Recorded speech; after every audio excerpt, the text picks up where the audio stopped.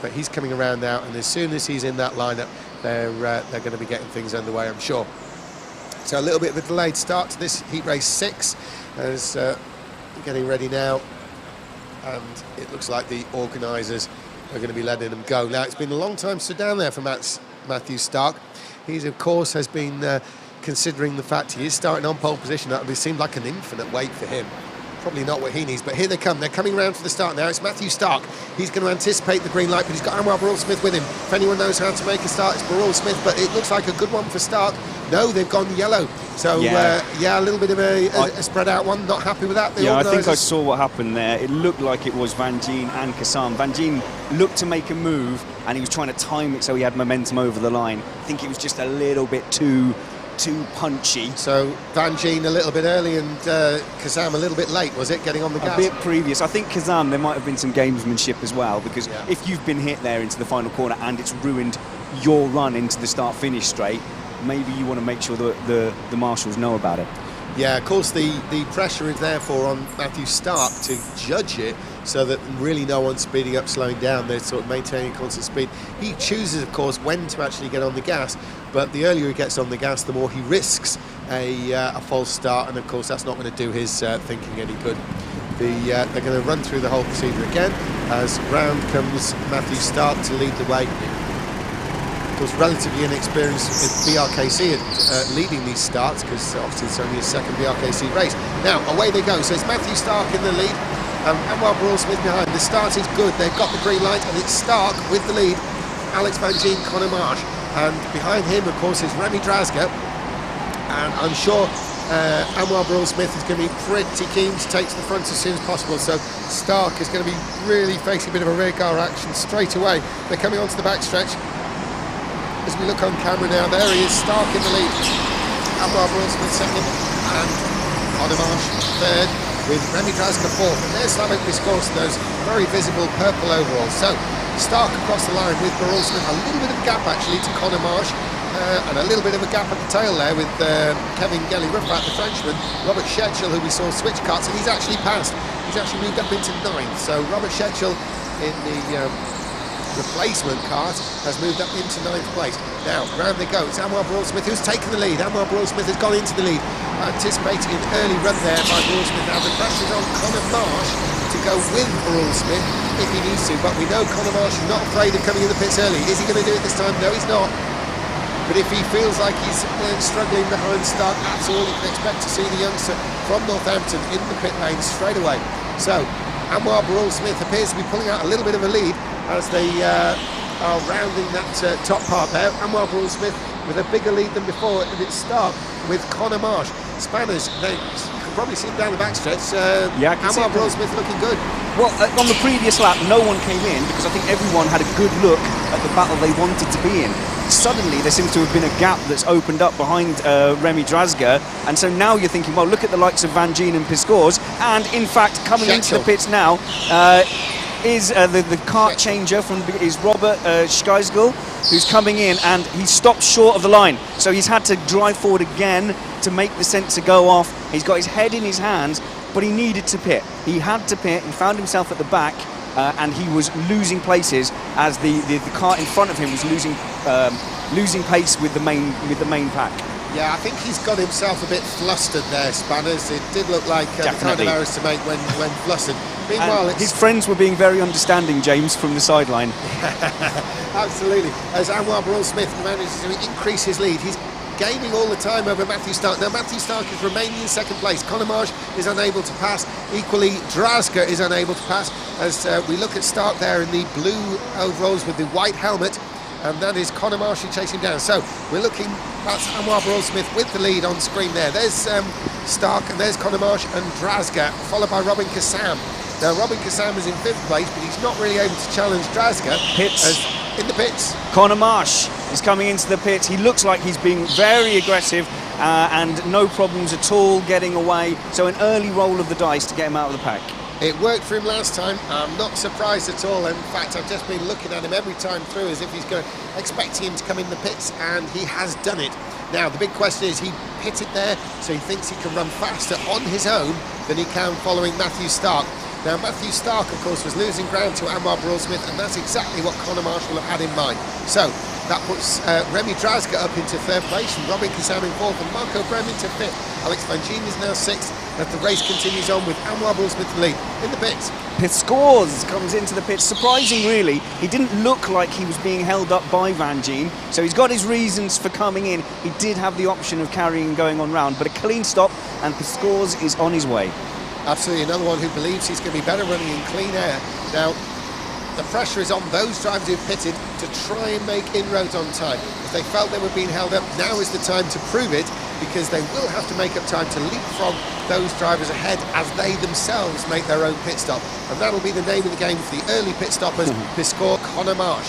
Meantime, though, Anwar Burrell-Smith, 8 laps in, and Matthew Stark has now dropped to almost 2 seconds back. It's Remy Drazga there. Remy Drazga is the one who's trying to close in on Stark, who's now second, the original pole sitter.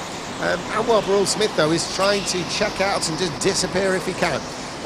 Matthew Stark second, and there's Remy Drazga. Remy Drazga is content, though, to follow. He's not going to make a Conor Marsh move of coming into the pits early. Well, now, it's only Drazga here who looks like they're being actively held up, so that immediate need, because you're losing lap time behind a car, doesn't seem to be present. That field is spread out quite evenly, and like I said, it is only Drazga at the moment who is nose to tail. Absolutely, Spanners. You've nailed it, really, because was that Alex Van Gien? He's just looked a bit dodgy there. Was he recovering from a spin?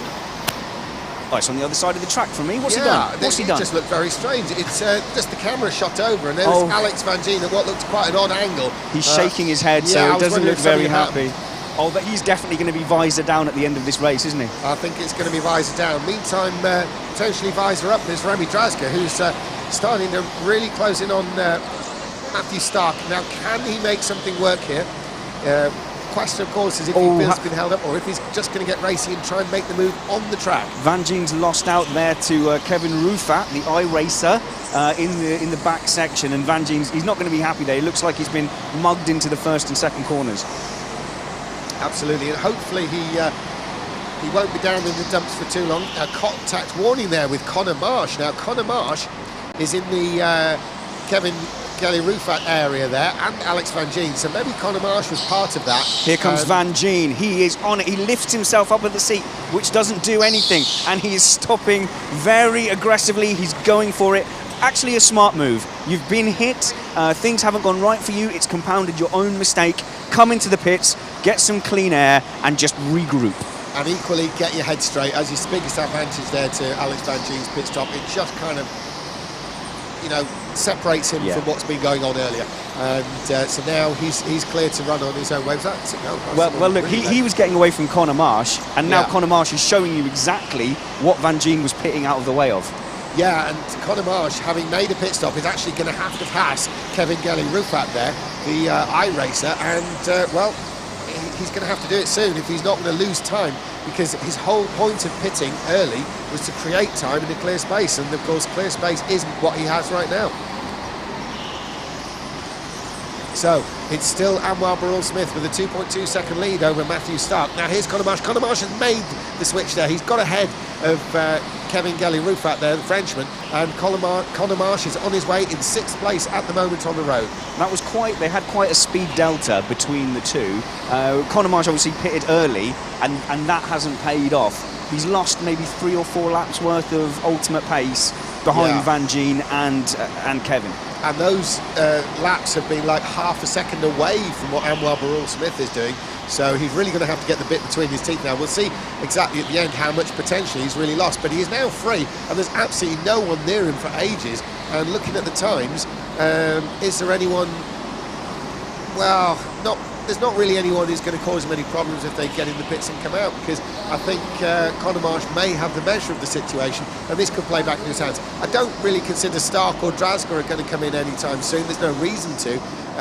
Obviously famous last words, Spanners, but I can't really see them making that move yet, and they would be the only ones who could cause Conor Marsh any kind of a problem in terms of a pit stop. Yeah, we might have a long period without any pits now, because they can basically go to the end, and if you had no particular pressing reason, why not leave it till the end? I suppose get it out of the way, but once you've done it, you're stuck, aren't you? You're out of options. You are out of options. Potentially the only benefit would be that if everybody's going to leave it really late, you're going to have to watch yourself coming in. It's going to be dead easy to follow another kart in, and you're going to run out of time. So, you know, if everyone's coming in on the last lap, you are kind of snookered in terms of, you know, if there's someone really close in front of you, the pit stop takes longer because you're having to queue up effectively for those stops. But if nobody pits, I think somebody might realise that and make a bit of a mid-race stop or a 2/3 distance just to get it out of the way so they're not queuing up at the end. Meantime, we're looking now at Stark, and Stark has been chased down by there. Remi Drazga. Remi Drazga from Poland. He's the organiser of the Polish Indoor Championship at Churchill in Poland, very close to the German border there. And I was fortunate enough to commentate there last year, and part of the commentary was with actually Remi Drazga there. He wasn't competing because he was busy organising, but now he's in action himself. And there he is, Remi Drazga, predominantly yellow suit and well, a generally dark helmet. Again, with the European lean, he's leaning out. He's got a lot of experience as Remi Drazga. He's been around the international scene for a long time now, a good 10 years plus, and there he is competing once again here in the UK. But he's chasing down the newcomer, Matthew Stark, and Matthew Stark is, well, we've not seen him before, but he's doing a sterling effort running in second place behind Anwar Burrell-Smith. There's 3 seconds between him and the leader. Spanners, down in the pit lane, we're still waiting for anyone to come. I mean, yes, I know we've had a couple of early pit stops, but it's been a long time now without anyone in at all. But still no reason for anyone to be coming in. Everyone seems to have their own space out on the track. Now, having a look at some of the lap times as well as they're coming in, and actually the qualifying time had a lot of a bigger gap than what people are putting in as their best laps at the moment. So you've got to look at people here like Van Gien and like Kazam and say that they probably didn't get the most out of qualifying, because Kazam's looking like one of the quickest drivers out there, certainly well deserving of his place in the top 5. Yeah, that's right. I mean, Kazam is looking quick, but actually on times, well, his best time is a 32.9, which isn't the lap time that everybody's managed to make. There's only 3 of them, of which Robin Kazam is one. Yeah. However, his last lap was a 33.5, so there may be a little bit up and down there, and that's going to be what keeps him away from those absolute front positions. Yeah, although he's in 4th place now. My lap time graph always looks like that, like a bit of a mountain range instead of like a flat.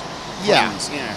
But well, as long as it's all variable up at the top end, what you don't want, of course, is deep valleys and high hills, Spanners. Deep valleys and high hills. So we've got Robert Schizgel now, who's involved in a battle, who's managed to close the gap. In fact, overtaken number 10 there, so he's got past Rufat as well.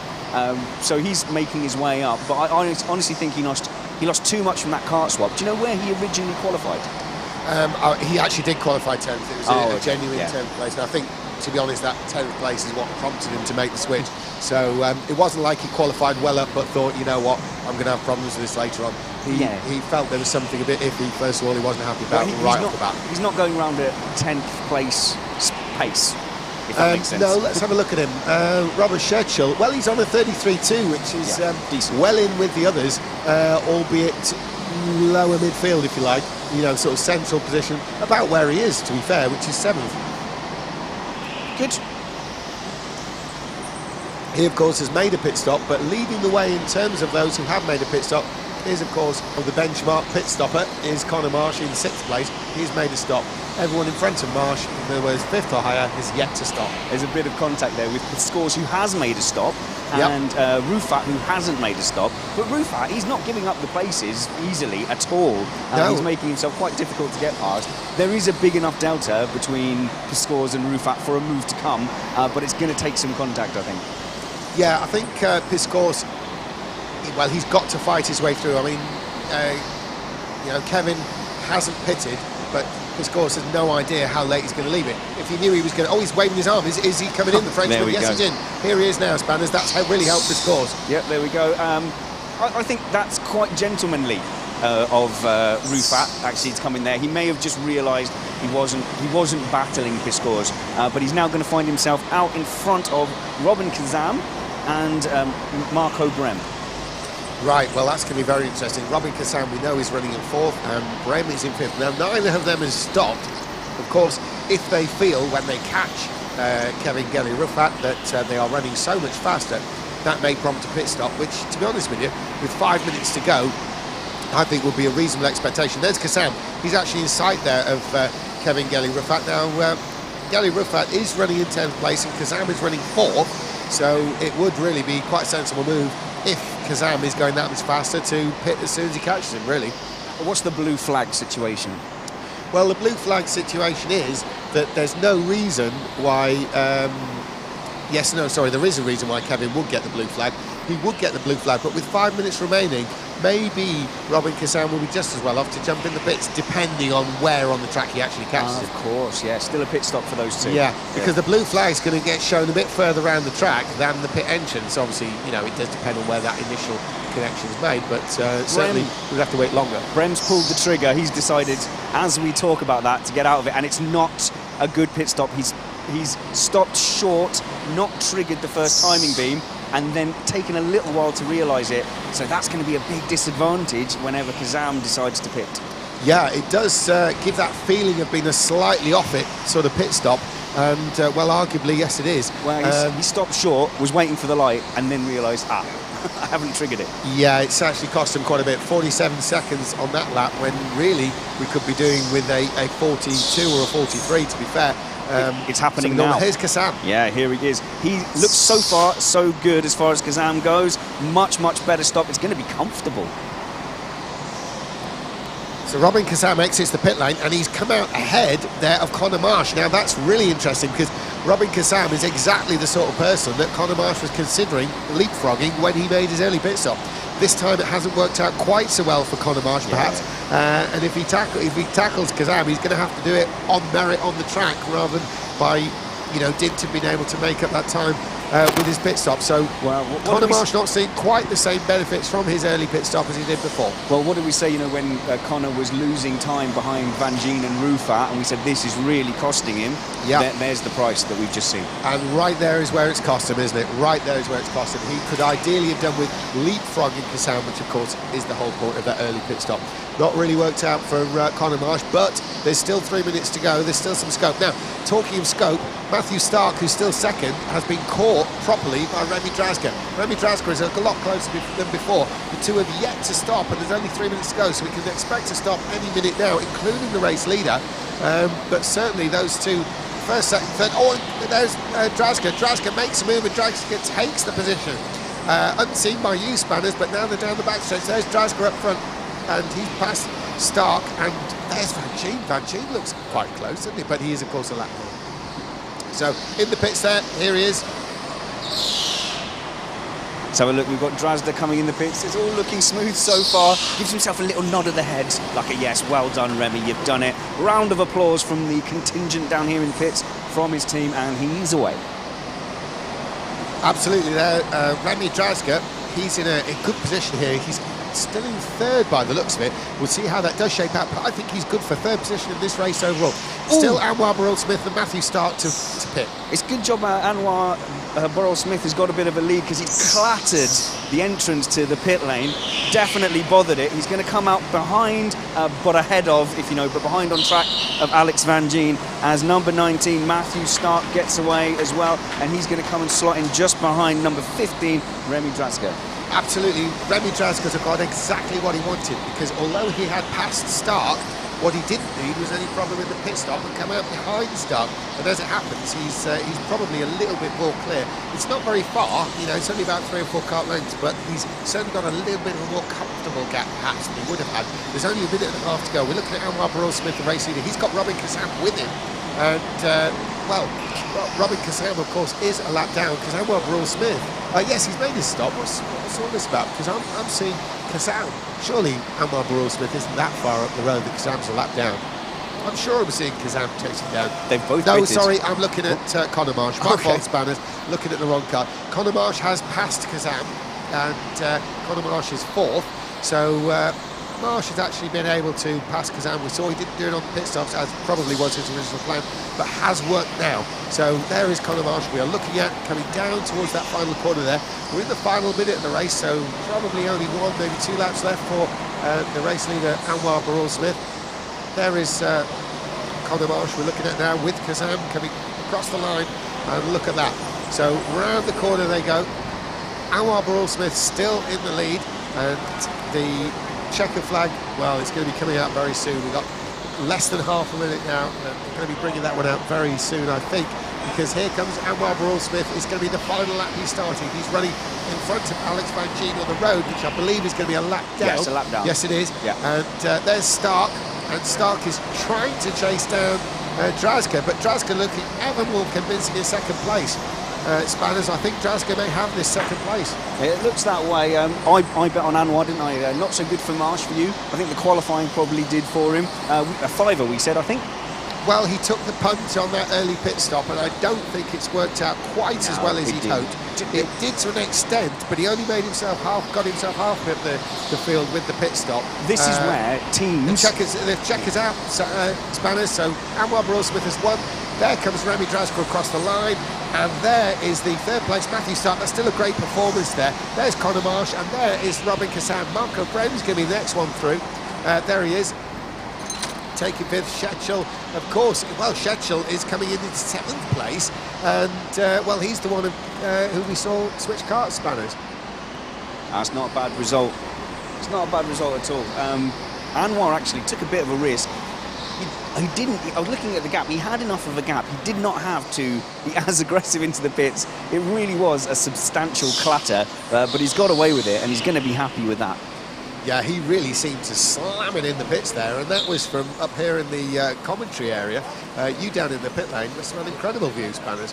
I did. It looked good. It was very Hollywood and stunty. I liked it. So let's make sure we catch up with Anwar. Yeah, we'll go over to you in the pit lane now, Spanners. You take it away from here. Okay, I'll just make sure I can get a word. Thank you very much. Yeah, Anwar's going to come in. Van Gien's not going to be happy. He's ended up there in 9th place. I think he's talking about some kind of problem with his car, and that's fair. We'll give him that.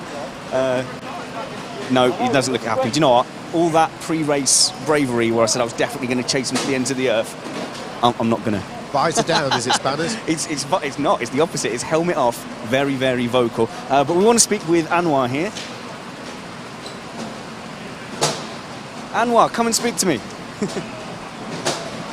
Lights to flag, a very, very commanding performance, but you were pushing right till the end. Big impact into the pit entry. Yeah, actually that was not me pushing, that was me just losing concentration a little bit. I don't know why I did that, but was it that easy for you out there that you'd lost concentration? No, not at all. I felt really angry for myself for doing that, but actually no, it was a good race. I messed up my quali lap, so I knew I had time in hand, because I think the difference across the line was like 0.04, so I knew. And I'd hit a wall, so I knew I had at least a tenth or two in there. So I thought I'll just go into the race second, just try and make a move early on, because I think I was get backed up. And the door opened at the right time, so I took it. And yeah, from there onwards, I just got my head down and went for it. And from there afterwards, the only thing really, I was just watching a gap, because I noticed that Conor pitted quite early. Yeah, that's right, but he got held up behind Van Gien and Rufat as well. So. Okay, so I saw that he pitted out of behind Matthew, and I thought, okay, well, let's see what sort of pace Conor's got. And I could see the gap was growing, so I felt safe. And then really after that, it was just understanding if I pitted where I'd feed out into. And so you just left it right to the end. Hey, have you had one of these before? Nice and shiny? Oh, there we go. You get one for each win. Congratulations. Thank you very much, Anwar. Aggressive, in control. Back up to James for the next heat. Okay, thank you very much, Spanners, and what a win there by Anwar Smith. Now, in this next race, it's round 2, heat 7. We've got Dante Dillon, and we've got Sebastian Raikkonen, Dennis Huller, Mats de Jong, Dan Healy, Sean Browley, Regis Gosselin, Bradley Shepherd, Michael Seaborn, and Matthias Grooten. Now, this is a bit of an all-star one, this one. Again, it doesn't have the two most recent world champions in Michael Schuttler and Ruben Boutins, but it does have a former world champion in Matthias Grooten, and second in the World Championship last year, Dennis Huller from Germany. So a really strong one. We've got Regis Gosselin, he's a potential winner there. Bradley Shepherd, the BRKC O-Plate winner from down in Bournemouth there, he's in the mix. Dante Dillon, who just gets better every year, he's in this one too. Mats de Jong, a name arguably from the past, but showing that he's still relevant today. So Mats de Jong, a lot of his great results have come previously, but another one who can perform just as well today, Dan Healy, of course. Now, Dan Healy was among the fastest yesterday. He's been absolutely flying all week long in practice, and especially yesterday, and he did well earlier on. Sean Browley, of course, we can never overlook Sean Browley, potentially a final winner. Always, you would say that. Certainly a potential finalist. But like everybody else, he needs to put the points together to get that. Regis Gosselin, another one who's been away from karting for a little while. He spent the last 3 years focusing on motocross, made a bit of a comeback to karting last year, and has a much more solid year this year, including the World Championship. He's going to be contesting in Portugal in July. Regis Gosselin, a very well-respected Belgian. But certainly this race is going to be a tough one, and it's going to be very difficult for people to score points. There's going to be a lot of people taking points off each other in this race, so there'll be some disappointments in terms of people's hopes for the semi-final and final. This is the kind of race that you've probably got more points to lose than you have to gain. There's Sebastian Räikkönen. He's going to be the first one out to qualify, and so he's heading out, and a bit of a gap there. And then I believe that's Sean Brierley, and then being followed there possibly by Dennis Huller, but we'll have a double check. So as they head out onto the track, we're going to keep an eye on who's actually doing what. Sebastian Räikkönen is going to be the first one to set a qualifying time. He is out there leading the way on this warm-up lap. He's going to cross the line in a moment to start that warm-up lap. You can see there, very good view there. There was Sebastian Räikkönen shooting through close to the camera there. And there comes, I think, Sean Brierley there. So Sebastian Räikkönen starts his lap, and so does Sean Brierley. There's Brierley. Another one on that qualifier is Dennis Hurler, as I was saying. Michael Seaborn's in there too. And then we've got Dan Healy. He's started his lap as well. Now that's going to be one to watch as well. Dennis Healy, Regis Gosselin, he's gone, showing up to second place. Bradley Shepherd, very fast on his out lap. The time he starts as soon as he leaves the pit lane. And Mats de Jong completes those who have started their qualifier. Now the checker flag's out to qualify. Here comes Sebastian Räikkönen. He's going to go fastest, but then Sean Brierley's right behind him. So there's Räikkönen, going to go first. And then it's Brierley. Sean Brierley has taken the provisional pole position from Dennis Huller. Dennis Huller's gone to second place. Michael Seaborn is in fifth place. Dan Healy is fourth. Regis Gosselin goes third. So it's still Sean Brierley on top. Dante Dillon there, Bradley Shepherd into second. The Bournemouth-based driver in second. Matthias Kruter, a former double world champion. Mats de Jong takes the provisional pole. The final driver through has gone fastest. That's Mats de Jong, the vastly experienced Belgian driver, has gone into pole position ahead of Sean Brierley, but it's not by very much, just 0.3 of a second. Spanners, Sean Brierley's going to be a little bit disappointed not to be on pole there. Yeah, and it's a fair old gap as well. There's 0.3 that Matt de Jong has managed to pull ahead in pole. So he's, and if I'm reading that right, he's not just nicked it. He's put a statement of intent all over the heat. He's really taken it. That's 33.0 for him, and 33.3 for Brierley, 33.3 for Cruton, 33.3 for Shepherd, a low 33.4 for Holler, 33.4 for Gosselin. See, it's very small increments considering there's a 0.3 of a second gap in Mats de Jong's favour. But someone else is coming in for a kart swap, Spanners. Well, this is Dan Healy. He's obviously a little unhappy with his kart. So I heard some jangling. That's not bits falling off, I'm sure. Now, let's have a look at the screen here. What I was talking about before, the weights, Dan Healy is not using the seat insert. You can see he picked out 2 weights there. They are the weights from the track. Now Dan Healy, they're reaching into the bag, a random draw for a replacement kart, so now they're going to put his insert. Now Dan Healy's seat insert is weighted up, but he's also carrying some extra weight from the track. So Dan Healy kind of doubling up there with, he's obviously been racing another formula which has got a lighter weight limit, and he's had to make up his 90 kilos there using the track's own weight. So that's Dan Healy. Obviously so fast. He didn't have a good Christmas because he's had to pick up some extra bars of lead there. Yeah, that's right. Instead of bars of chocolate, he's going to the bars of lead there, although bars of steel, I think they are, aren't they? But he's out on the track now trying to warm that thing up as best he can. This is where there's a bigger disadvantage. You can see he's waggling the wheel, just trying to create some friction in those front tyres there against the track surface to get whatever heat he can. As much of a mental thing as an actual reality thing as well. It'll just make him feel better. He will, I expect him to start in the final place of 10th. He's dropping back from 7th. Of course, if he had qualified 5th, no matter how he felt, there'd probably be no reason to switch the kart. So they're coming round now. It's going to be Mats de Jong leading the way. Now, Mats de Jong, very competitive, but so is Sean Brierley, so is Matthias Kruton. So, Matthias Kruton, of course, is the fastest ever in the British Rental Kart Championship lap time over all the years that BRKC has existed here at Formula Fast. but it is Mats de Jong who's leading the way. He's taken the start, he's got the lead. Sean Brierley's second, then Grooten. It's opening up a little bit.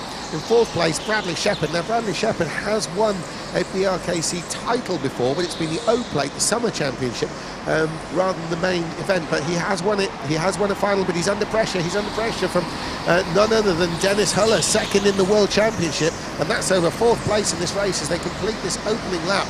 Spanners, it's looking like an epic. Everyone's having a look. There's no big gaps opening up except at the back there, so Raikkonen is falling away a little bit. But I think everyone's in that pack that they want to be in, so there wasn't that immediate urge to jump in. Where did Dylan qualify? It's strange to see him back down there. Dante Dillon, he qualified down the order. He's running 7th, but Dan Healy is still running last. He's not been able to overtake Sebastian Raikkonen. He'll want to do that as soon as possible. Now, let's have a look on screen. We can see on screen where they are. Still Dan Healy on the screen there in the orange-topped helmet. And this is not what he was looking for from this race at all. Meantime, definitely what he was looking for. Max de Jong is looking for pit stops. Double pit stop. So Grosjean's gone in. He looks like he's done a good job. But there's a red light, so we'll have to keep an eye out whether that was okay. And then Healy has gone in as well. Absolutely the right choice for Healy to get that out of the way now. I don't see what other choice he had. I think you're right, absolutely. He can't really be losing any time to anybody. That car will be getting warmer all the time. He'll be getting back up to pace. We'll keep an eye on his lap times. That's Dan Healy we're talking about, who is another one in the pits. Spanners, we got the 15. We've got Holler, who's coming in. He's skidding to a halt for the pit stops. He's away. It's just a case of whether he gets out in front of Grosjean, which he does quite comfortably. Dennis Huller, second in the World Championship last year when it was held in the USA in Charlotte, North Carolina. And a very, very successful week out there in the States for Dennis Huller. He did well. He won the Nations Cup as part of his team. He also was second in the championship too. So a really, really epic week. Meantime, of course, he's dropped down the order to 8th, but with that pit stop in hand, we'll see if he can move forward. He obviously feels he can with that early stop. Not making the stop, though, is Mats de Jong, and we can probably expect quite a long run in there for Mats de Jong. He's got no reason to come into the pits. Sean Brierley, it actually looks like he's falling away more into the clutch of Matthias Grooten. Matthias Grooten, the Belgian, is a double world champion from the past, from 2008 and from 2015. There we are looking at Mats de Jong, the Belgian expert. He's been around for an awful long time now, and he always runs at the front.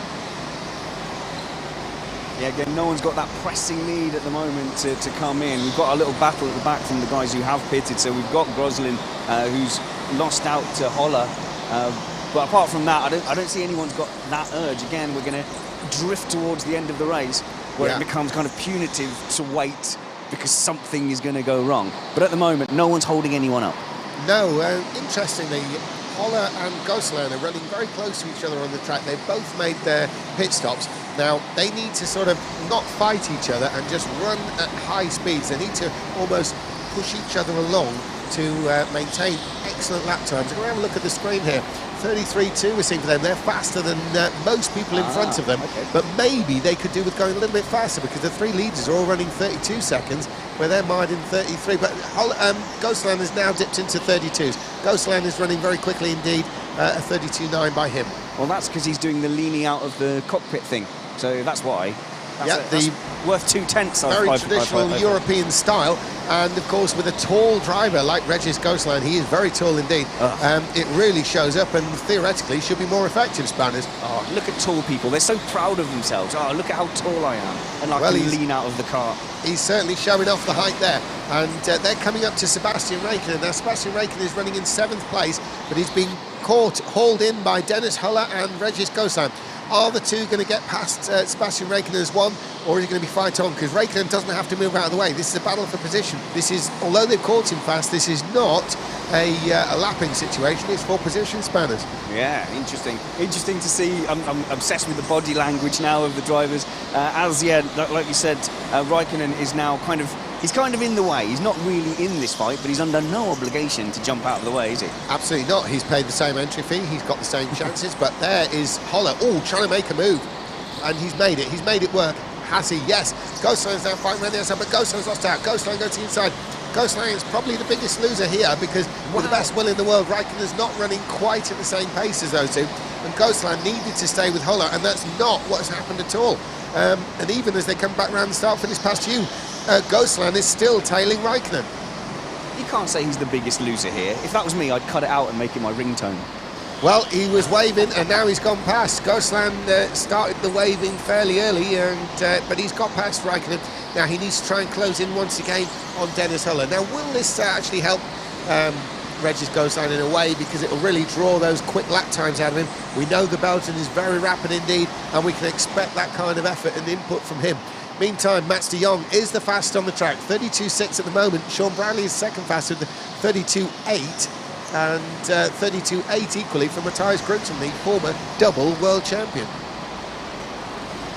Now it is Mats de Jong with a fairly sizable lead as he comes round to start another lap. We're looking down the backstretch there. That was Dante Dillon actually going out of view, Spanners, but a good lead though by Mats de Jong at the moment. It's interesting because we're just seeing basically at the moment if that gap can be closed by Grüten. And what Dillon can do. He's very busy in the car, isn't he, Dante Dillon? Very aggressive racing style. But I think they're the key ones as far as looking at tactics and pit stops. If either of those two can make up that gap, they're going to want to look to go, and then we see whether the guys can respond. So it's looking at whether Briley will respond if Grüten can close the gap, and whether Shepherd will respond as well. But I think we're a little way off that.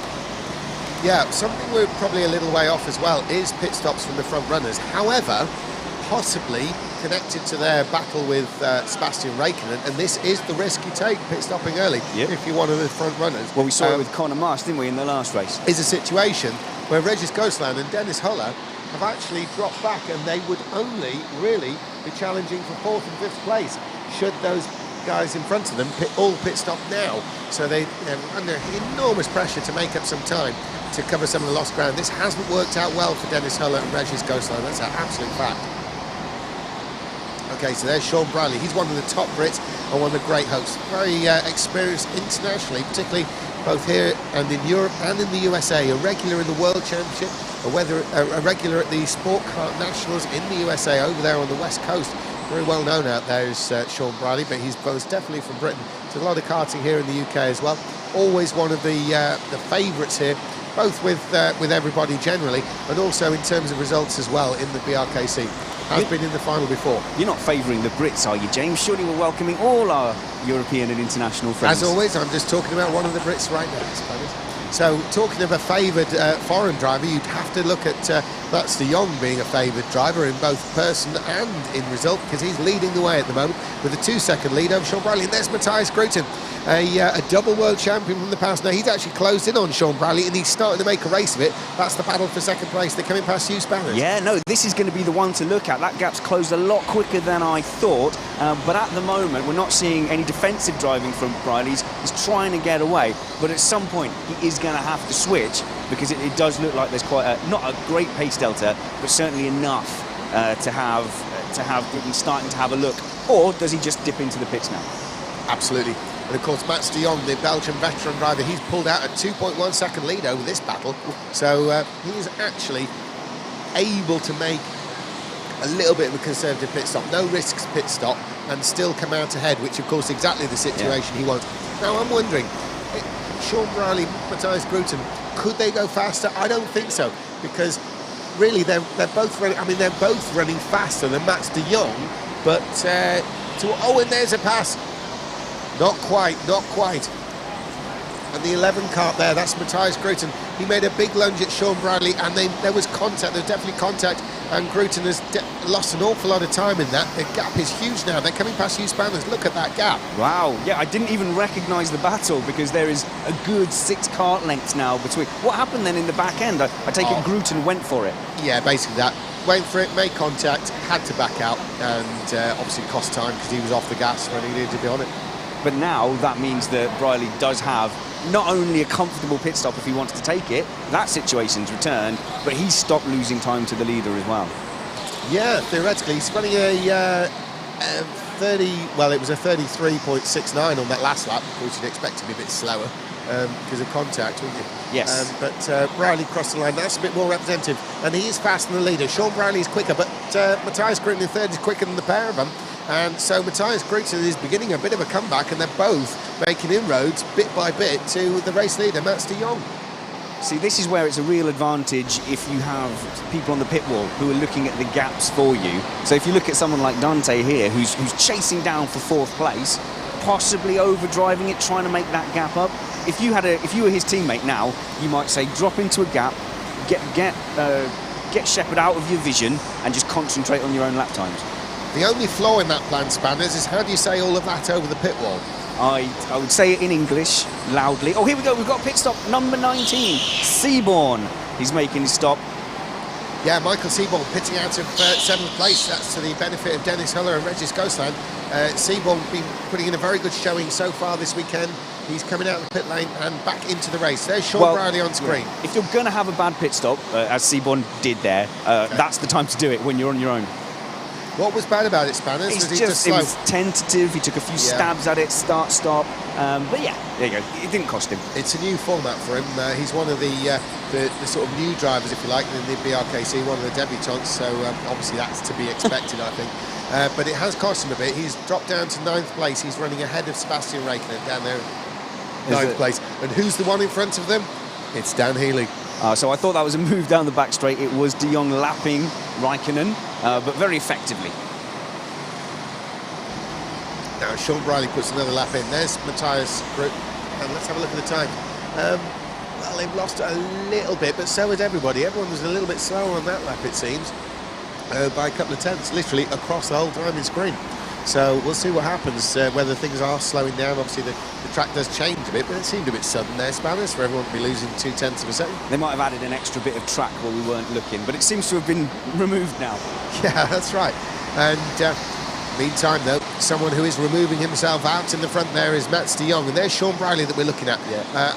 As ever, he's always one of the favoured Brits. He's one of those who we're looking at to get the result. His 2nd place is going to give him an awful lot of points. Given the choice, he'd love to win.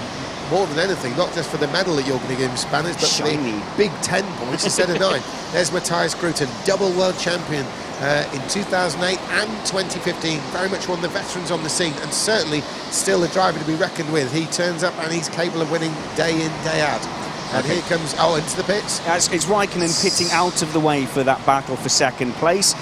He looks calm and relaxed, but he's going to come out in clean air, safely behind Dante Dillon and Shepherd. But looking at Grüten, maybe after that incident, maybe a bit of head down, because he was on a charge before that. He closed that gap down quickly, and now he doesn't look to be making that gap back up again. Now, what's going to be interesting, Spanners, is although there's a lap difference involved, he's come out right in front of, this is Sebastian Raikkonen I'm talking about, he's come out right in front of Dennis Huller and Regis Goslan.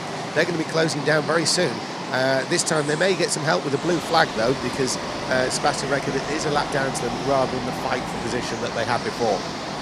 Well, I was saying that gap to Grüten wasn't coming down. Actually, it does look like it is coming down a bit, so I take back everything I said, erase it from the record.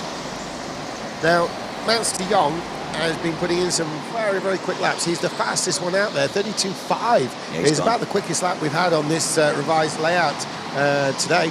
Now, Mats de Jong is the fastest on the track, and he's up to Dante Dillon in terms of where he's going to come out. Okay, so Grüten has decided that enough is enough for that chase, and I wonder if there's a psychological effect where he thinks, well, because Brierley's had to be so consistent to keep that gap ahead of him, you're kind of giving him an advantage by showing how fast you are. Maybe he's thinking psychologically, put Brierley in on his own, and maybe that lap time will come down. It could well do. What's interesting is that Matthias Grüten has come out not too far ahead of Dennis Huller. Only a few kart lengths in reality, certainly within distance. Oh, here's Sean Brierley. Yeah, Brierley's responded immediately. So let's have a look. This is crucial now to get it right. He looks to have got that perfect, to be fair, and he's gotten ahead I say well ahead of Grüten. There's going to be touching of Kart, but it was enough to get fully ahead into turn 1. Absolutely.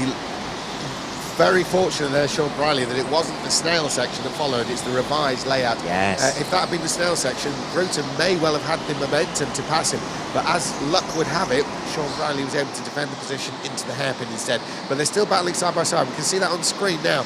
As we look on screen, the mostly yellow is Sean Briley, and that is Gruton that we're looking at in the close-up. Yeah, that gap's... And this is really close. And there's Dennis Huller not far behind. There's Huller.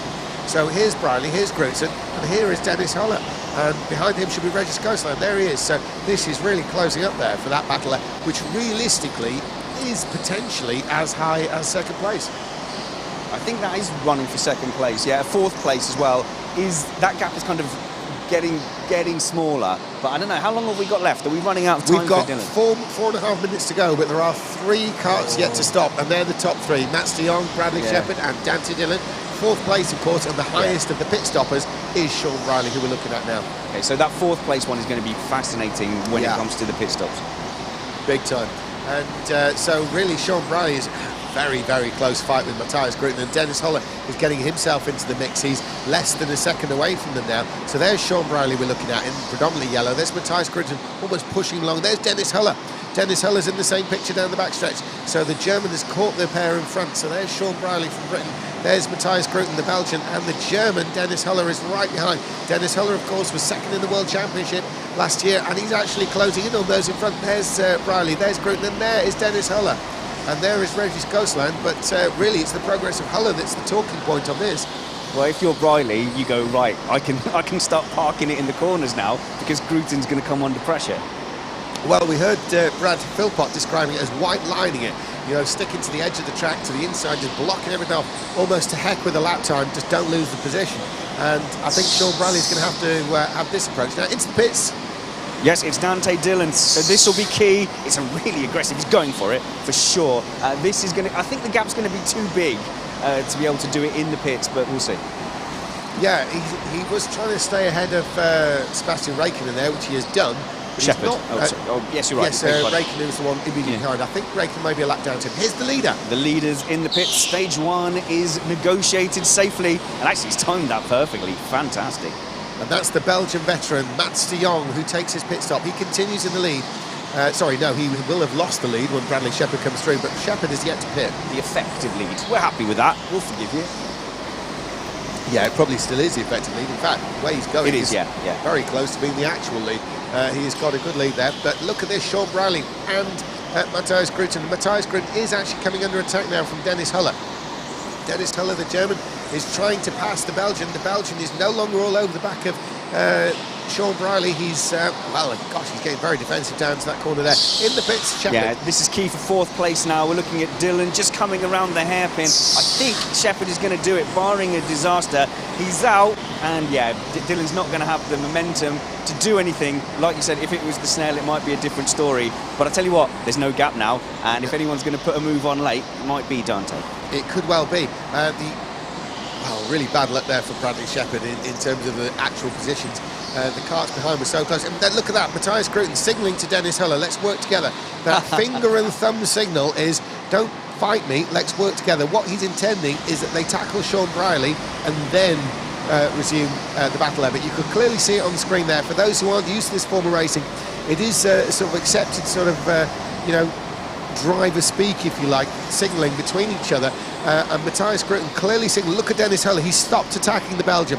He trusts Matthias Gruton has the sheer pace to catch Sean Briley, and he's willing to trust the Belgian double world champion to close in on the Brit ahead. So Dennis Huller has got the message from Matthias Gruton there, that finger and thumb that we could see on the previous lap. Matthias Gruton just checking over his shoulder that Dennis Huller is still on with the plan. But look who's caught the pair of them. It's Regis Ghostland. Now, what really Sean Briley needed was a fight behind him. That is not what's transpired. You can see there Matthias Gruton. It shows almost the level of respect the others have. Matthias Gruton, with a simple flick of the finger and thumb, has actually really taken the heat out of that scrap to focus on attacking the Brit ahead, Sean Briley, who now is into second place. Very near the end of the race, those spanners. We've got less than a minute to go. Well, now, look at this. There's Dennis Huller with Regis Ghostland right in his tail. And look at that gap has opened. Yes, and that's to Gruton's advantage. Gruton took the heat out of the fight with that signal. And Huller's sort of got the message, and he's on scheme with it. But I'm not sure Regis Ghostland is. I'm not sure Regis Ghostland is going to make any kind of deal at all, except the deal that puts him into the highest place he can get. I've got a slightly different read on that, James, and I'm not going to die on the hill. But I think Gruton kind of lost track of Briley before he started giving that signal, and it was as he saw the gap start to open, that's when he kind of said, oh, come on guys, leave me to do it. But I think by then the damage had been done. Briley's done a really good job of parking it, white lining it, as you say, and making them fight amongst themselves. So he's earned that second place. Spanners, we've got the end of the race now. The checker flag's coming out on this lap, and it's going to be Mats de Jong. An incredible victory there for Mats de Jong. He's rounding the final corner, and the checker flag is out. It's going to be Mats de Jong who takes the win. Mats de Jong, the Belgian veteran, takes the win there. He's got the checker flag. Second place, surely is going to be Sean Briley from the double world champion, Matthias Grooten, champion in 2008 and 2015. Is that Grooten lost? No, Grooten was, there was a back marker in front, I think. Sorry, it was Sean Briley, wasn't it? Yes. Sean Briley second, Grooten third. Dennis Holler lost a lot of time and came under huge pressure from Regis Ghostland. Just that signal from Matthias Grooten, and those watching, if you remember, there was that finger and thumb signal in the mid part of the course there, on the backstretch from Matthias Grooten, which kind of took the heat out of it. Dennis Holler kind of over-responding now. Well, we're looking, Ghostland's in front of Holler, but I think that was after the checker flag. I don't think Dennis Holler actually made the move, or actually lost the place before the checker, so he'll be listed ahead. Yes, he is. He's in fourth. I think we've definitely got to get a word with Sean there, haven't we? I think you do, and maybe even Mats de Jong. I mean, that is great, the Belgian veteran winning. He's been at it so long, and he comes back and takes the win there. Incredible performance. Well, you have to see me. If you win a race, you have to see me to come and get your shiny medal, don't you? There you go. Yeah. That's the power I yield in this pit lane, James. Well, all the power is yours. All right, let's see if we can catch up with them. This moment of trying to analyse and read their body language as they come out of the karts. As Sean came into the pits, he looked almost triumphant. Let's see if we can grab a quick word with him first. Actually, he's sorting out his admin. We don't want to get him disqualified, do we? But he's having a word there with the race winner.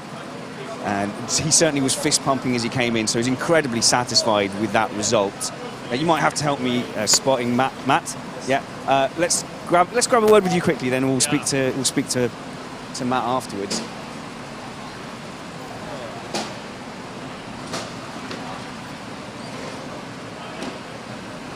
I'm here with race winner Matt de Jong. How did that feel? Comfortable for you? I wasn't expecting it at first because 8 wasn't really that good in the beginning of the day, but maybe it's better on this layout.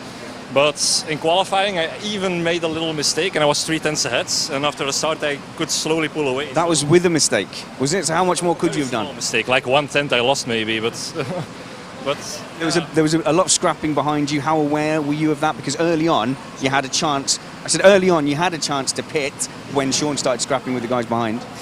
I wasn't thinking about pitting. I always have the mindset, if it's possible, pit as late as possible because you have a slight advantage coming out. So I wasn't thinking about early pitting. Fantastic. Well, you have got a shiny medal as a BRKC winner. Well done, Matt. Thank you very much. I tell you what, you might have to follow me as we go and try and catch up with Sean in the pit lane. He's just weighing himself. Let's see if we can catch up with him. Sean, have a quick word. Have a quick word. I tell you what, you earned that second place and you really had to make the guys behind you scrap. What was it like holding off Grooten, and did you know that gap was going to close itself up? Sorry, can you say that one again? Did you know the guys behind Grooten were coming, or were you just concentrating on defending from Grooten? No, I was keeping with De Jong for a while. I then made a few mistakes, lost my head a bit. Grooten closed in, eventually made the move, blocked him off and I got a gap from it. He closed it back in again, I pitted. I knew he was going to catch me up, so I backed him up into Holler so I could try to get away. Well, it worked in the end, but you had to be super consistent to keep that gap to stop Grooten getting to you. Yeah, it was a crazy difficult race. It was a bit of a death heat. I'm delighted to come away with it. I decided just to go hardline defensive just to get the points. It's not the way I enjoy driving, but you sometimes have to do it. It's got to be done. Second place, big points. Thank you very much, Sean. Absolutely well earned. A great heat there. I think a much higher standard of race than perhaps we recognised.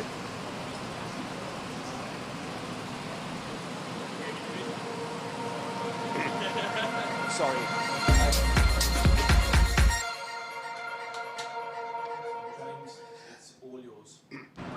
And after round 2, heat 7, that was an epic race, and we've got a potentially even more epic one in Heat Race 8. Reading through the list of runners and riders in this one, a bit of an all-star entry on this one. Johan Medart, the Belgian champion, won at the end of last year. Lewis Manley, Tim Dawson, Adriano Medeiros, the Brazilian driver, Matheus Matisse, Joel Arguelles, Sam Slater, Jamie Henderson, who was commentating earlier on up here, Giovanni Baccelleri, who we saw win earlier on as well, and Mehdi El Gisa, one of the Blue Star Racing drivers out of Belgium. He's featuring in this race as well. So this is going to be a very, very tough one indeed, and a difficult winner to predict, but it's on paper maybe you would start with Johan Medart, albeit with a bit of a nod towards other names such as possibly Lewis Manley, and certainly you couldn't rule out Sam Slater or Giovanni Baccelleri. So they're coming around. It looks like it's Sam Slater who's crossing the line now, so he's going to start his qualifying lap. So Sam Slater starts his qualifying lap, and they're all going through. There's Johan Medart, he started his. And crossing the line and out there. There goes Adriano Medeiros, the Brazilian driver, crossing the line there. The checker flags coming out to complete those laps. And so, currently fastest, Matheus Matisse is fastest. He's still fastest. Joel Arguelles there is in third. Lewis Manley goes second. Baccelleri is second. Matisse holds on to the lead. Matisse still first. Sam Slater fourth. It's looking good for Matheus Matisse. Dawson. Johan Medart is second. I was expecting him to be first, but he is second. Matheus Matisse seems to be hanging on. Jamie Henderson coming through into sixth. And there's Adriano Medeiros. He is in ninth place out of the 10.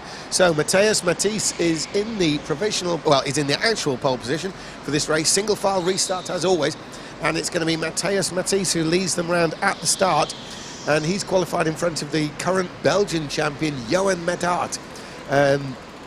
Giovanni Baccelleri, who we saw win earlier on, he, of course, is in third place. Lewis Manley, one of the track champions here, multiple champion here in Formula Fast and a multiple race winner, finalist BRKC, has been pushed down to fourth. One of probably Britain's most international driver at the moment is Sam Slater. He's in fifth place. Jamie Henderson in sixth, ahead of Mehdi El Gisa and Joel Arguelles, and Adriano Medeiros and Tim Dawson brings him in 10th. So we're getting ready for the start now. The marshal's just checking everything's right, just giving him the go-ahead, and it's Matheus Matisse, the Belgian, who is going to be leading them around. Sorry, Matisse is actually Polish. Matheus Matisse, the Polish driver, leads them around from the Belgian, Johan Medart. And it's a good start. Matisse leads the way. Johan Medart tries to have a little look on the inside straight away. Medart, I think, is going to want to get ahead of Matisse as fast as he can. I don't think Medart will see Matisse as particularly somebody who's going to pull him clear of everyone else, so may have to make the move himself. Because in third place it is Giovanni Baccelleri.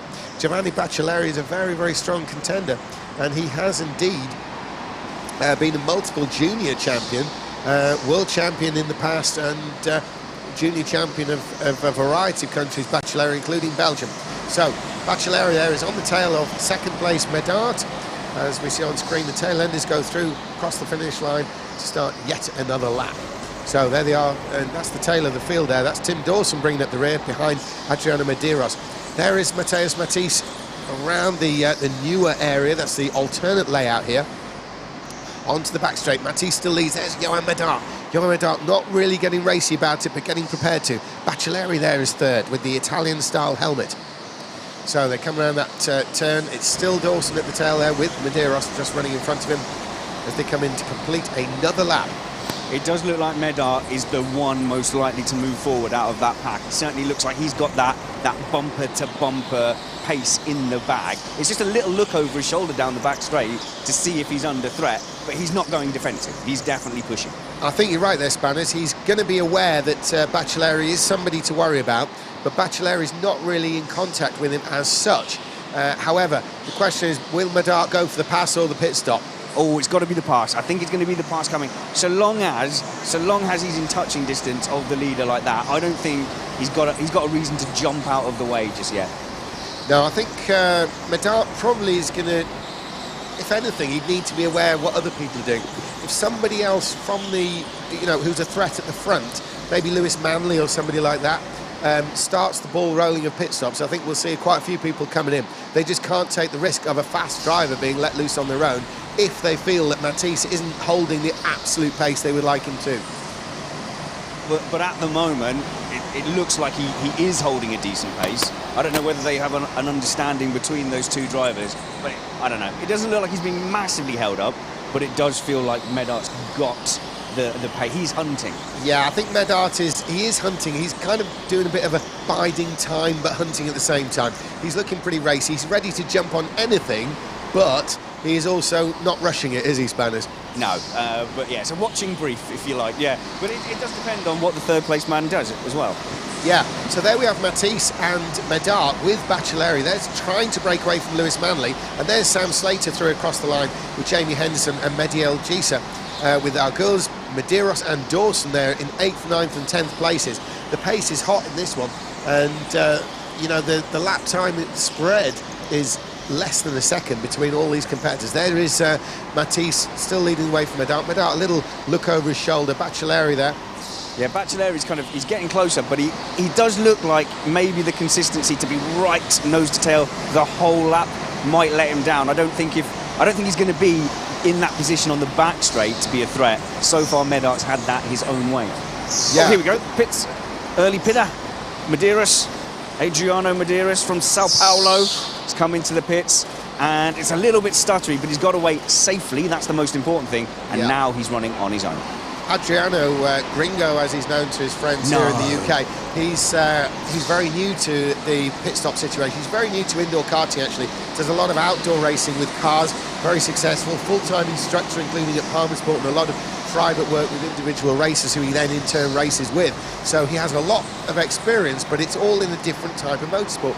It's all in cars. But here comes Medart down the inside, and Medart has taken the lead. Now Baccelleri is not going to want to waste too much time here. If he sees Medart moving away, the pressure will increase on Baccelleri to actually pass Matisse. I think we're going to see a true measure of Matisse's pace now. Yeah, and of course you've got Lewis Manley as well, who has closed that gap to Baccelleri, so that hasn't increased. He's not lost touch, so it'll be really interesting to see what Manley does when he gets that gap shut. Yeah, and it does seem that Matisse's pace is good because he is staying with Johan Medart. Johan Medart has taken the lead, but he's not exactly pulling away. And here they come around these following hairpins, and Johan Medart, that's where he passed him. So he's now been in the lead for a lap, but he's not really, apart from being actually in front, he's no better off. It's not like he's, 5 kart lengths up the road. No. So Johan Medart has taken the lead, but he hasn't really shown anything in any extra speed, so Matisse's pace is relevant. Did you see Medart's line into that final hairpin corner? Yeah, it was kind of the most covering line you could imagine. Yeah, so that's a change, isn't it? Yeah, because he's obviously feeling he does have to defend again early into that hairpin there.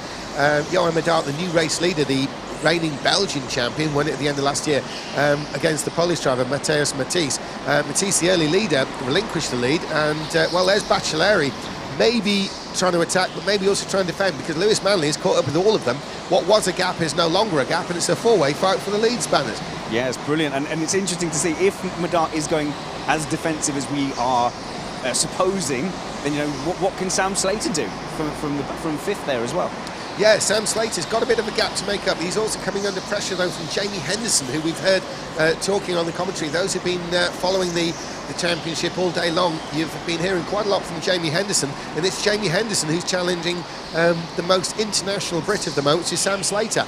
And there's Lewis Manley, who is the track champion here, multiple champion here, and he has caught this group. Now, if anything, if anyone was going to make an early pit stop, you'd think it might well be Lewis Manley, because he's caught this group, but surely he can't actually race his way to the front in one go without losing a lot of time. I was trying to have a look at what is 10 seconds behind Lewis Manley at the moment.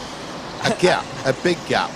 As Alex Van Gien tries to run away from me. Yeah. I didn't want to risk talking to you early, Alex. You looked a bit fumey. You looked like you were actually melting your face. I'm all right. Listen, I screwed up my quali and I made a massive error in the race. It happens. I'll get over it. I'm glad I got another race tonight, and I'll do well in the next one. You move on. You looked good. You looked good. You looked fighty. Right, I'll tell you what, I'm gutted, James, that I can't see the back half of the track because this battle's so good. Well, don't you worry, I'll talk it through. We've got Johan Medart still in the lead. There's absolutely no change in position. Equally, there's no change in distance either. It's still Medart from Matisse, from Baccelleri, and there is Lewis Manley there in the 4th place. Now, Lewis Manley has caught this group.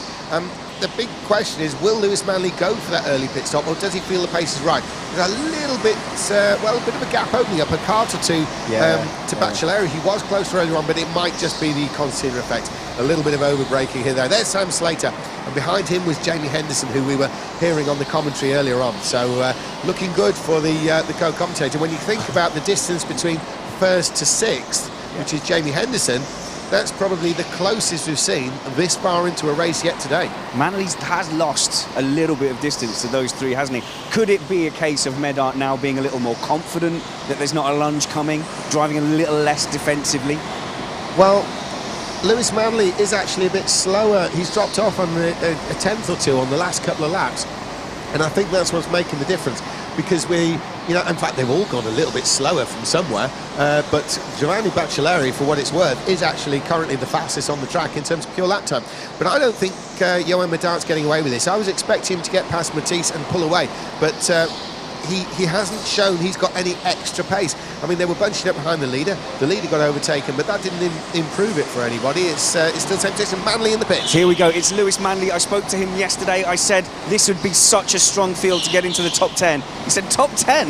I want to win it. So he's determined. He's taking a risk. Getting out in front of Dawson will be critical, and he has done. Sorry, I beg your pardon. Mistaken identity. That was Aguilera's. That's not right.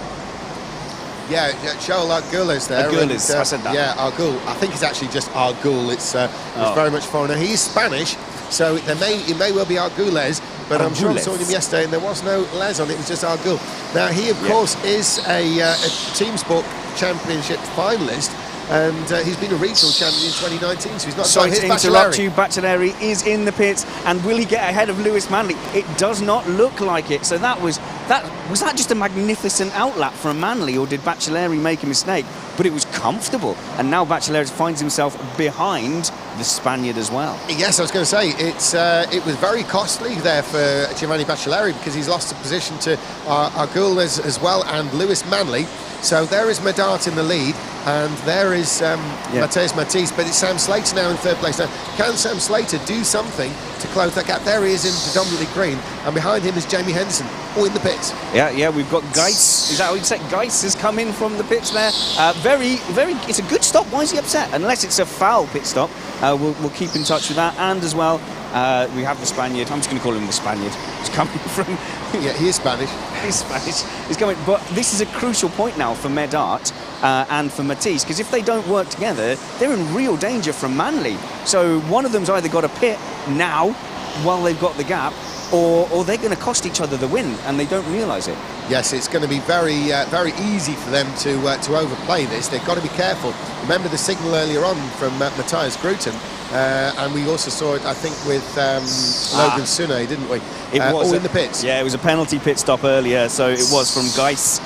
He has had to come in again, and that is, in these heats, if you have to do that, it's almost heat over for you, isn't it? Yeah, well, Mehdi El Gisa is very highly rated. He's part of the Belgian Blue Star team. He's in their team 2, Mehdi El Gisa, but he's had a bit of a struggling time this weekend. I mean, literally every pit stop he's made, we've seen him either beating the wheel or shaking his head. Obviously, confirmation of a drive-through penalty. I'm sure that's to do with the one that he's previously had. Yes. Yeah. So he's actually served that penalty now. Well, hopefully. We don't want a penalty on a penalty. It looks we've seen that before, but we don't want it now. His main problem, as we have a pit in that battle, so it is Matisse that has decided to blink. I'm looking at Lewis Manley on the hairpin. This is going to be pretty tight, you know. I think he is under threat from Manley. He's going to get out just about ahead in front. He's going to have enough of a cart to stick behind him. That is closer than he would have wanted. Yeah, and the whole point of Manley's pit stop earlier on was to pass the likes of Matisse and Manley. It's also not worked for Baccelleri because he has lost a lot of ground. He was, he was all over the back of Matthias Matisse, and now he finds himself even behind Lewis Manley. So, here we go. And in comes the leader. Medart has responded immediately. And he's done very well to keep his composure there as he had to avoid things in the pit lane. Let's see, he's going to get ahead, and it's going to be really close with Matisse. He might not have done enough, He might not have done enough. Is he saved Matisse by is that? in the lead. but Medart's got it back, and Manley's channeling Matisse. Manley's round the outside of Matisse. Can he make it work? No, he can't. He has to tuck in behind, but this is very close at the front. It's positions as before, except for Manley in front of Baccelleri. So Medart resumes the lead only just for a moment there. Matthias Matisse took the lead, but he was on the unfavourable side of the track in terms of which way the next corner went, and that's the only reason Johan Medart actually got the lead back, because he literally was half a kart in the lead. And now they cross the line again, Spanners, but I tell you what, you had Medart coming past you in the lead there. It was very, very nearly Matisse. Well, it was drama in the pit lane, and a lesser driver might have been a little bit phased there, but he kept his calm composure. And in the end, it's only Manley that's profited out of that round of pit stops. Yes, it is. He's moved up a place from 4th to 3rd, but it has to be said, Baccelleri is now coming closer to the front of that group. He's in 4th place still, but a gap had seemed to open up, and now he's right back on the tail of Lewis Manley and making a race of it from 4th place. But Johan Medart continues to lead. He's under enormous pressure, but if anybody can soak it up, it is Johan Medart. He started winning some of these national championships, having been a podium visitor many times. Oh, and look at this, Matisse for the lead. Matisse takes him. Matthias Matisse, a Polish driver, has moved into the lead ahead of Johan Medart, the reigning Belgian champion. And Matisse has gone into the front, but Johan Medart's trying to come back at him. I tell you, you can't hear the gallery from where you are, James, but they've gone insane cheering that on. I think half of Poland responded to that. That's going to be a blow to Johan Medart after all that work to find himself behind. The good news for him, though, is Manley is under pressure from 4th place, so they're kind of splitting into their pairs to fight. That's helpful for Johan Medart. Now, the interesting thing, we've got Sam Slater showing as the first place, because, of course, he is, the only one, well, not the only one, but he's one of 2 or 3 who've yet to pit. But there is the race for what is going to transpire to the lead, I'm sure. Matisse. Now, this is interesting for Johan Medart, because if he's going to be the BRKC champion, he's going to have to beat people who, with the best will in the world, he might rate higher than Matthias Matisse. Matthias Matisse, excellent driver, been around on the international scene for quite some time as the Polish Matisse, and he is widely respected. He really is. He's not an average driver at all. He's very good. But from Johan Medart's point of view, if he's going to win this title, he's going to be expecting to beat the likes of Michael Schottler, Ruben Boutens, and who he would naturally slightly rate higher than Matisse. So the fact that he's losing to Matisse here is surely going to rankle with him, and he's losing points. Well, 1 point as far as he's concerned. You're an actual racer, James. I'm a pundit at best. But is there an element where Medart might have concentrated on track position instead of trying to get away and stretch that group out? I think Johan Medart was trying to. I just think he couldn't. I think they're all running the same pace. Oh, you've got a pit visitor. Yeah, that's Tim Dawson. Now, he hadn't pitted, and there was that group behind him, including Geiss, who was struggling to get past him, and there was quite a few bumps and barges, but Dawson has made himself, he's uncorked his own bottle. Exactly. And unfortunately there wasn't much fizz there, because he's dropped down to 10th place. That puts him behind Mehdi El Gisa and Adriano Medeiros, so they are the beneficiaries of that pit stop for Tim Dawson. But Tim Dawson continues round in 10th place, and we'll see how close he is to Medeiros. He's been shown as a lap down, which all it means is he's behind Sam Slater, who's yet to pit himself. Yeah, so the real question for Tim Dawson is how close to Medeiros is he? Because Medeiros is practically right in front of Sam Slater as we speak. Now, going back to Matisse, Matisse is showing really well. In fact, Sam Slater, if I saw for a moment there, it looked as if Sam Slater would actually be in contention with that lead group. I can't quite believe it. He's really? Obviously uncaught. Yes, if you look. Wow. Because Matisse has been in the pits, but Slater is 10 seconds up ahead. So if Slater pits now, he could actually come out alongside Matthias Matisse. So it looks like Sam Slater's been putting in a lot of consistent laps there at good pace, and that has actually hauled him into contention. Now, I'm not sure that those leaders are going to realise this. When we look at the times those viewers at home are looking, you can see Sam Slater is listed as first, but look at Matisse, who is the nominal first place, having made a pit stop. He's only 9.9 seconds ahead. If Slater pits now and comes out, he'll be right alongside Matisse for the lead. The thing is, Matisse is taking defensive lines at the moment. Slater's not. Well, that's probably a lot of it. Here he comes. Jamie Henderson, second place. James, we do have Slater into the pits now, so we're going to get those questions answered very, very quickly. And that's as good a pit stop as you could hope for. He's done all the hard work. Where's it going to put him? He's done it. And Medart's gone through as well. So Sam Slater keeps the lead. He's actually made it work. Wow. Unbelievably. And Medard has passed Matisse. So in the confusion there, Matisse was trying to make the outside pass on Slater. Obviously he had to, because Slater was slow him coming out the pits. And in all of that, Johan Medard, well, he's kind of gained and lost at the same time. Yes. He didn't go first, but he is ahead of Matisse. Now he's got a new problem, and that problem is Britain's most prolific international driver, which is Sam Slater. I hate to interrupt, but Henderson could make a big mess of this battle as well. Perhaps, no, he's got He ahead. has. Henderson's up to third. Jamie Henderson comes out third. Oh my goodness, this result has been turned on its head. Where is Lewis Manley gone? Where is Giovanni Baccelari gone? They've gone way down the order.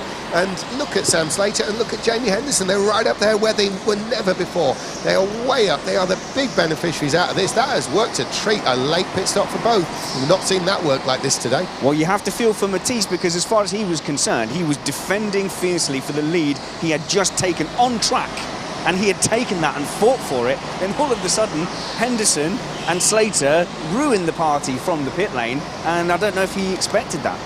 Absolutely, and you'd have to say, Spanners, that I'm tempted to think that Johan Medard, Mateusz Matisse, Lewis Manley, Baccelari, they were so concerned about themselves. Yes, I don't think they saw yeah. Slater or Henderson coming. They certainly didn't see Henderson. They might have considered Slater, but I bet they didn't factor in Henderson in all this, and Henderson is third. And he's battling for a race win with Sam Slater and Johan Medard. This is really something for him. Henderson's had just dark, sneaky pace. At no point has he been on the tail of Slater, but I wonder if, there's an air of deliberateness about that. Let Slater get on with it, because his pace was really good. Yeah, he's probably been out to see Slater, and that's been the thing. Although he's not been right on him, he's not lost anything to him. Slater's not been pulling away. He's just happened to be a certain distance ahead. Just the sheer pulling along, and a great pit stop there. I mean, this is amazing from Jamie Henderson, who was commentating earlier. Those who've been listening to the whole championship, you've been hearing Jamie Henderson. Now you've seen him in action. We've not seen a result like this from him before, and there's less than a minute to go, so surely only a lap or two remaining in it. Sam Slater still with the lead. Johan Medard, there's Henderson, there's Matisse, and there's Manley, and there's Giovanni Baccelari, and they must be the most surprised of everybody. Yes. However, Spanners, this may not be the result at the end. I think there's a position change still in this, even though there's only half a minute to go. Yeah, there might be. You've got to feel for Manley, because he would have been pushing for the lead now, and he's been forced out of that lead battle, having to defend really, really hard. There was contact on the last lap, so there's definitely a fight for that position. I don't know. I think Slater, he looks pretty comfortable. Not comfortable, but I think he can do it. He's starting the last lap, Spanners. This is going to be the last lap. We've got Slater, Medard, Henderson, Matisse, Manley, Baccelari, Algisa, Arguelles, Medeiros and Dawson. That's the position, but it could change. We've still got Sam Slater. Could Sam Slater come through with an epic win? He's definitely mugged him, and especially so has Henderson in third. Really, Henderson, if he can hang on to third, he can't overdo it now. But look at this. This is one last shot from Medard. Is he going to take it? He can't take it. Sam Slater's going to come through. He's got the checkered flag. It's Sam Slater from Johan Medard. Incredible. Jamie Henderson in third. You've got to speak to Henderson, surely, Spanish. And Mateusz Matisse, as you said, he was thinking about winning, and now he's been lucky to get fourth, and Lewis Manley is in fifth. He's going to feel like a champ. Baccelari will not have expected sixth place at all. Mehdi Algisa has come through to a respectable seventh, although he is having a bit of a tough championship. Highly rated Belgian there. Joel Arguelles, the Spanish, he's in eighth place. Adriano Medeiros from Brazil, he's used to running a lot higher than this, but of course indoor karting is new to him, so it's a great result really for him to be running off last place in this company. Tim Dawson brings out the tail there. He's the only one to go a lap down. Spanish, you've got a raft of people you can talk to here. Yeah, you've got to get Henderson's 19, isn't he? So we'll make sure we get a word with him. Superb. Down to you now in the pit, Spanners. Yeah, so a great race there, and I think key there to poor Mattis was he hung on the outside of Slater as Slater came out, still thinking. I think, if, like you said, if it had been the snail section, he could have used that momentum to try and get around the outside. And that mindset was still there, and he was trying to get around the outside, which of course just let Medard close in and go right behind Slater to profit. So you have to feel for Matisse there, because then he ended up losing out to Henderson as well. But it was an absolutely blinding run from the guys that were running most of the race in fifth and sixth. So that's Slater and Henderson, and they just came almost out of nowhere as far as the leaders were concerned. And it'll be very interesting to get a chat with both of them. Whether or not they were expecting that, because they could see the delta on their dash. I guess Slater could see the delta to Lewis Manley, and he was looking in that window and going, I'm actually within the pit window. I'm within the pit window. Seeing those guys scrapping at the front, as good as it was, just taking chunks and chunks of lap time out of each other. So absolutely, and it's a definite case of Slater and Henderson just mugged that lot in front. Those top four were all so busy concerned with each other, they didn't see him coming, and I don't care what they say, I don't believe they saw them at all. I was hoping for Sam. Jamie. Yeah, come and have a chat, Jamie. Come and have a chat. Right, okay, so Jamie Henderson there ended up in 3rd place. It looked for a long time like you were running in 6th place behind Sam Slater. Firstly, were you expecting to pop out in that lead group? I knew we'd be there or thereabouts because I suspected after they pitted I was hoping to be a bit of battling, and you get like little signs from people on the wall going like that, suggesting that there was a chance. There was lots of defensive driving going on at the front. Yeah, definitely. I think that the last few laps, it was a weird one for me because I would have happily taken 3rd, but because Sam was going so defensive, you're kind of tempted to throw him down the inside, but no, I'll happily take 3rd. And when you were following Sam early on, when you were in 5th and 6th place, were you managing that gap, or could you just not close it? Yeah, no, I was very happy in the gap. I didn't want to go too close because then Sam might start driving defensively because he might think I was going to have a go or never was going to. But I knew that we'd pick up and we'd have good pace, so I tried to leave a gap so he would keep pulling me along. Could you send Johan over as well? Good race, well done, Jamie. Good commentary earlier as well. Johan, come and have a look. A really fascinating race, Johan, because you were fighting for the lead with Mattis in the end, and then those guys just popped out of nowhere. How dare they?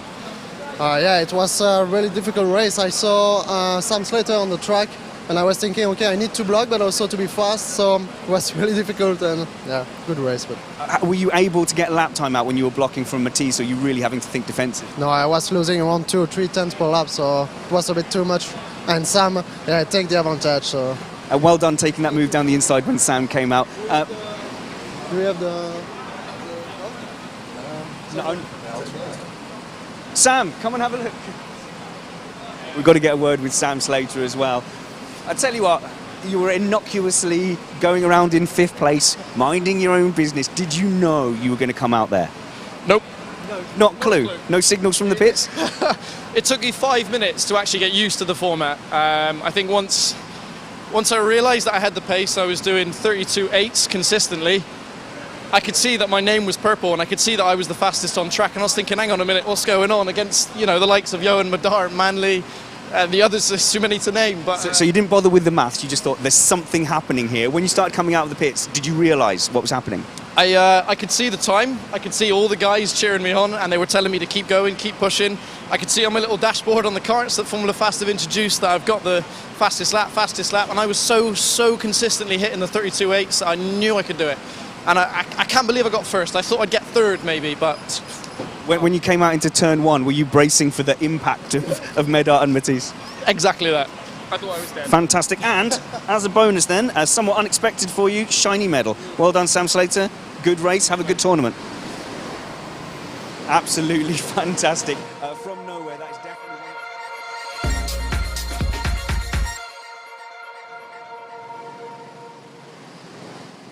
Okay, so what an epic race that was, and Sam Slater, he seems quite surprised too. Certainly came through and mugged everybody. Now we're moving ahead to round 2, heat 9. So only 2 races to go of this round of heats as we really get into the depth of the competition now. Now in this heat race we've got some big names as well. Heading the lineup there's Guillermo van Pamelen, there's Tyler Mays, there's Tobias Lauber, Bartosz Grosek, Michael Gerb, Derek Jones, Harvey Ball, Rob Duma, Lucas Neroda and Joe Hamlet. So Guillermo van Pamelen is going to be looking to get a lot of points out of this, but so is Michael Gerb. Gerb potentially the favourite, but expect a big battle there with van Pamelen, the youngster there. However, and we've said it before, a whole load of other people come in, not least of which is Tyler May.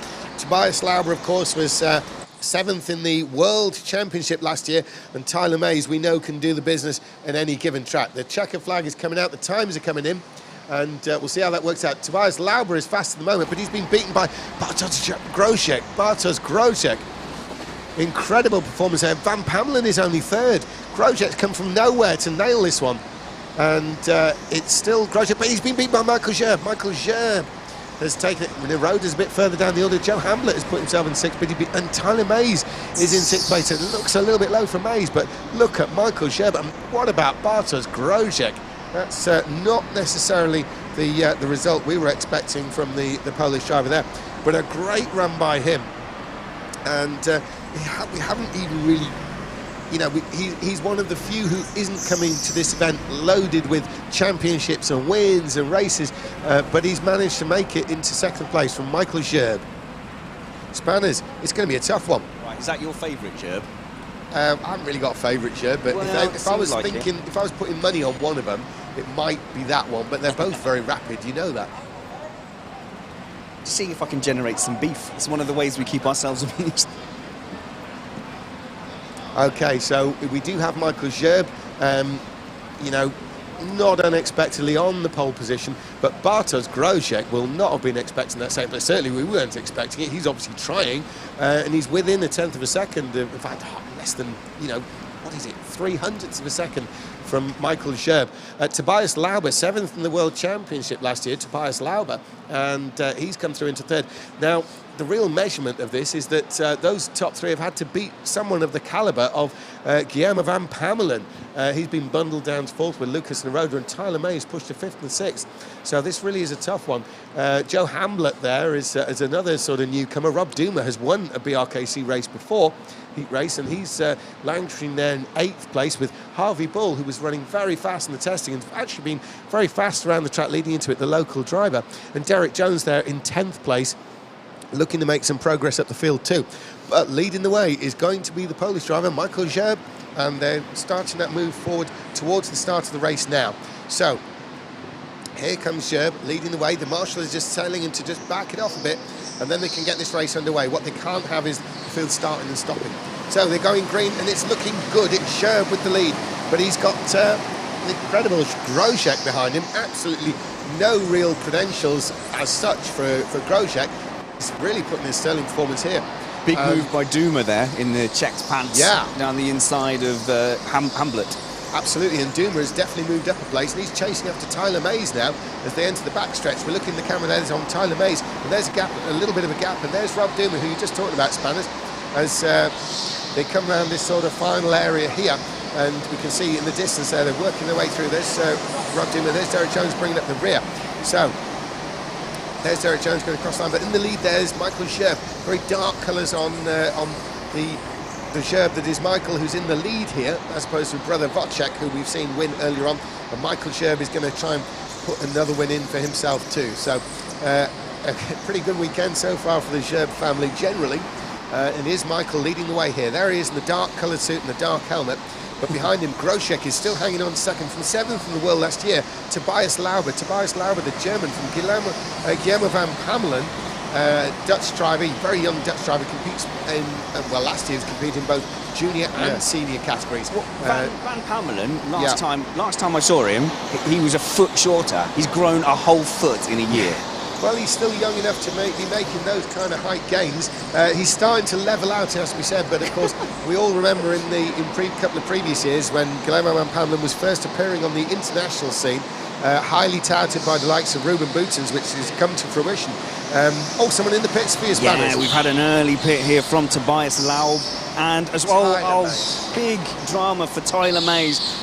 Clearly held up, of course, not the fault of the number 19 car, just unlucky that they've got there at the same time, so that's not ideal for Tyler. Yeah, and you could see from the body language that I think when Tyler entered the pit lane, he really had no idea that Lauber was there. He came round the corner into the pit lane, saw Lauber stop right in front of him, and immediately there was a wave of hands. So Tobias Lauber, quite unexpected to be found there by Tyler Mays, but Tyler Mays know we've done some damage. However, Duma into the pits. There we go. Skidding to a halt. That was aggressive and looked like it was timed perfectly. Yeah, that looks great. Oh, he's perfect taking stop. perfect stop. That was really chancy on that second part of the stop there. Those who are just recently joined us maybe haven't heard the conversations before. There are 2 stops to make in a single pit visit. You stop at the beginning of the pit lane, you stop at the end. And Rob Duma, you know, he really cut it fine with getting going at the end, where he was moving way before that green light was on. It was only because he had enough distance to the end of the box that he has to stop in, and he kind of got away with it. Well, Excellent stop there by Duma. He gained a place on Tyler Mays there, which just shows you the difference. Tyler Mays, a disastrous pit stop where he had to stop again and wait for another car. Duma nails it perfectly, and he's gained the position on track. Absolutely, and what's going to be very interesting is where Duma is relative to Tobias Lauber, and Tobias Lauber is, you know, he was an early pit stop visitor. So was Duma, and that's going to be something worth watching because Lauber was coming in right from the front of the field. Meanwhile, it is Scherb still leading from Grosjean. Grosjean's lost a bit of distance, fallen maybe back into the clutches of Guillermo van Pamelen, and who is in 3rd place as a result of the pit stop there by the German Lauber. And it is the road up into 4th. Now, Spanners, is that Tyler Mays all over the back of Rob Duma coming past you? It is, yeah. So I think he's lost a place that he might have on pace, but Duma's earned that position in the pit, so that is now Tyler Mays' problem. Also, just looking at the back quickly, as Derek Jones finds himself in a battle as well, so they're scrapping up and down the field. Yeah, Derek Jones, I believe, is going to be scrapping with Harvey Ball, I expect. Harvey Ball is running in front of him. Tobias Lauber is looking to close in on him and get ahead. But certainly at the front there, we've still got Scherb and Michael. Sorry. And then Grosjean and Van Pamelen. But if you look, Scherb seems to be getting a bit of an advantage. We can see on screen now, there's Scherb with a few kart lengths advantage. And Van Pamelen is now closing in on Bartosz Grosjean over that 2nd place. Yeah, it's down to like a kart length now as well, so it'll be interesting to see what Van Pamelen does as he closes. I just got slightly interested there in the fact that Duma and Tyler Mays are going to be catching up with that rear battle of Derek Jones and Harvey Ball, who haven't pitted and have no need to get out of the way. Absolutely, and Guillermo van Pamelen, of course, he's very much one to watch. He was 3rd in the World Championship for juniors last year, but